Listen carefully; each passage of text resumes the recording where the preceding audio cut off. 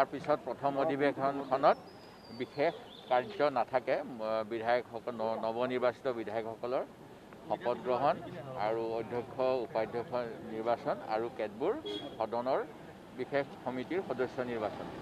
আমাৰ 3 দিনীয়া কাৰ্যকালত এইবাৰ সেইখিনিয়ে হ'ব আৰু এইটো এটা পৰম্পৰা। ৰাজ্যপাল মহোদয়ে বছৰৰ প্ৰথম অধিৱেশন অথবা যেতিয়া সাধাৰণ নিৰ্বাচন হয় নিৰ্বাচনৰ পিছৰ প্ৰথম বৈঠকক এটা শুভেচ্ছামূলক বাণী তেখেতে পঠায়।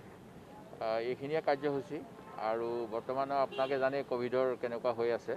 সেই গতিকে আমি নিশ্চিতভাৱে অসমৰ ৰাইজে যাতে কোভিডৰ পৰা বাচিব পাৰে, আমাৰ যাতে ধন সম্পত্তি একো হানি নহয়, তাৰ বাবে চৰকাৰে যি পদক্ষেপ ল'ব তাত আমি সহযোগিতা আগবঢ়াম। মোক পঠাইছে সেই আশা মই 100% পূৰা কৰিবলৈ মই যাতে সমৰ্থ হওঁ, ভগৱানৰ ওচৰত মোৰ এই প্ৰাৰ্থনা। পৰম্পৰাগত সাজপাৰ ভাল লাগে আমাৰ। আপোনালোকে সকলোৱে জানে যে ধুতি পাঞ্জাবী আমাৰ সঁচাই পিন্ধি খুব ভাল লাগে আৰু বৰ কমফৰ্টেবল।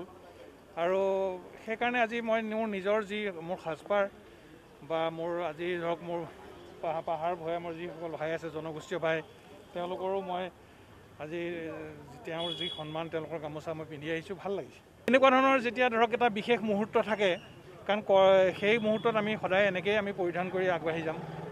84 বটদ্ৰৱা সমষ্টিৰ মই প্ৰথমবাৰৰ কাৰণে আহিছোঁ। বহুত এক্সাইটেড, বহুত ভাল লাগিছে, কাৰণ বটদ্ৰৱাবাসী ৰাইজে মোক বিপুল ভোটত ভোট দি পেলাই আজি বিধানসভালৈ নিৰ্বাচিত কৰিছে। নতুন মানুহ, গতিকে আহিছোঁ, ৰাইজৰ কাম কৰিম বুলি আহিছোঁ আৰু আশা কৰিছোঁ ভাল হ'ব।